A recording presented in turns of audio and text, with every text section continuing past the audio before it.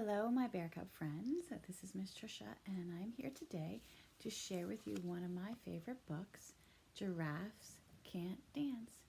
I hope you enjoy. Gerald was a tall giraffe whose neck was long and slim, but his knees were awfully crooked and his legs were rather thin.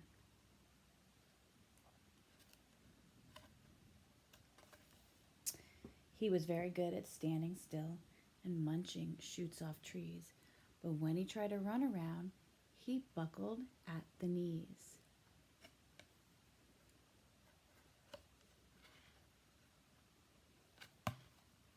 Now, every year in Africa, they hold a jungle dance where all the animals come to try to skip and prance. And this year, when the day arrived, poor Gerald felt so sad because when it came to dancing, he was really very bad. The warthogs started waltzing, and the rhinos rock and rolled. The lions danced a tango that was elegant and bold. The chimps all did the cha-cha with a very Latin feel, and 8 baboons then teamed up for a splendid Scottish reel. Gerald swallowed bravely as he walked toward the floor, but the lions saw him coming and they began to roar. "Hey, look at clumsy Gerald," the animals all sneered. "Giraffes can't dance, you silly fool. Oh, Gerald, you're so weird." Gerald simply froze up. He was rooted to the spot. "They're right," he thought. "I'm useless. Oh, I feel like such a clot." So he crept off from the dance floor and he started walking home. He'd never felt so sad before, so sad, so all alone. Then he found a little clearing and he looked up at the sky. "The moon can be so beautiful," he whispered with a sigh. "Excuse me," coughed a cricket, who'd seen Gerald earlier on. "But sometimes when you're different, you just need a different song." Listen to the swaying grass and listen to the trees. To me, the sweetest music is those branches in the breeze.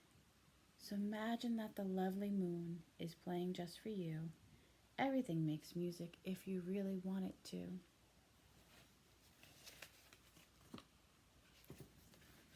With that, the cricket smiled and picked up his violin. Then Gerald felt his body do the most amazing thing. His hooves started shuffling, making circles on the ground. His neck was gently swaying, and his tail was swishing round. He threw up his legs out sideways, and he swung them everywhere. Then he did a backward somersault and leapt up in the air.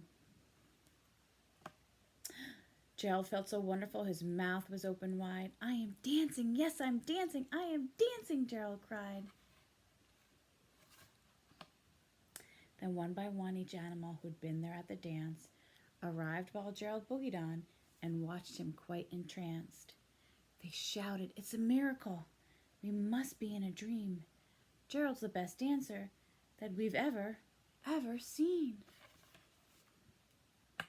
"How did you learn to dance like that? Please, Gerald, tell us how." But Gerald simply twirled around and finished with a bow. Then he raised his head up and looked up at the moon and stars above. "We all can dance," he said, "when we find the music that we love." The end. Thank you, friends. Hope to see you soon. Love you. Bye.